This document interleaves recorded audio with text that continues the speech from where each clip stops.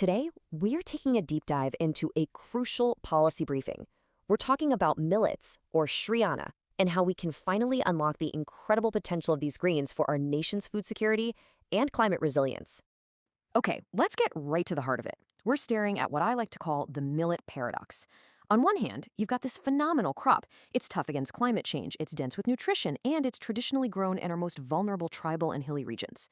But on the other hand, its revival is completely stuck, totally constrained by weak markets and a fragmented system.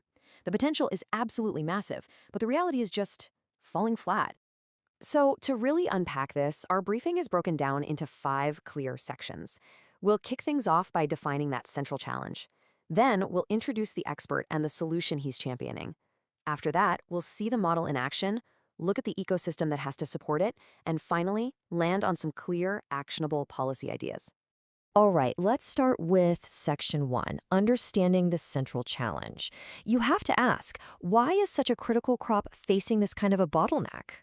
Now, the issue isn't really the farming itself. For generations, farmers in these tribal and hilly areas have been cultivating these hardy crops. The real problem, the critical bottleneck, kicks in right after the harvest. You see, weak market linkages mean these farmers are completely disconnected from you and me, the consumers. But the biggest hurdle, the real showstopper, is the lack of accessible primary processing infrastructure. Without that, a crop that should be a champion for local climate resilience and long-term food security is just stuck right at the farm gate. This is the absolute core failure point in the whole chain. So now let's shift gears. Moving into Section 2, we're going to pivot from the problem to a real workable solution. We'll introduce a brand new entry point for intervention and the expert who's been leading the charge. The expert we're talking about is Dr. Veeresh S. He's the Chief Business Manager at Nutrihub, which is really at the forefront of this millet revival. His entire focus is on building the right strategies and getting all the key players to the table to create value chains that actually work. And his expertise isn't just academic. Sure, he has a PhD in agricultural economics and was a key voice in drafting the National Task Force reports for the Department of Agriculture, but he's not just a theorist.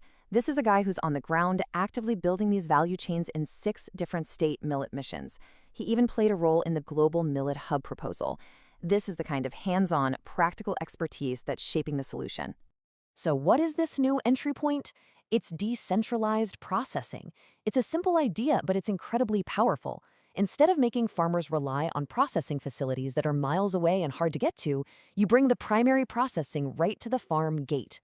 This simple move empowers local communities and, crucially, adds value right there at the source. And the economic payoff? It's huge. Projections show that this model can boost farmer incomes by 50, even 75%. It's a game changer, turning subsistence farming into a genuinely profitable business. And listen, this isn't just a concept on paper.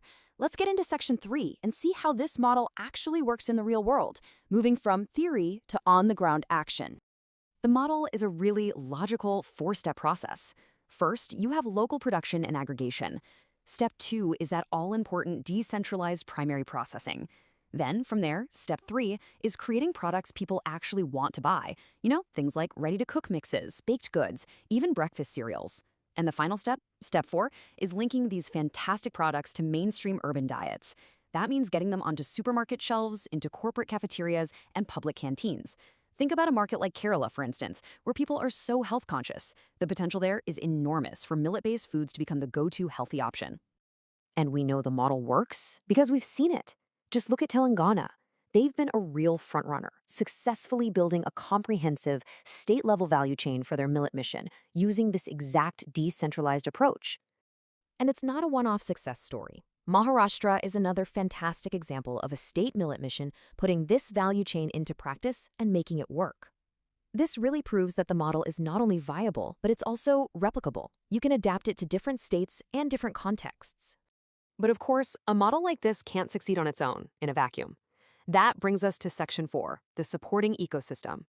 You have to nurture the entrepreneurs who are the real engines of this new value chain. And that's exactly where Nutrihub comes in.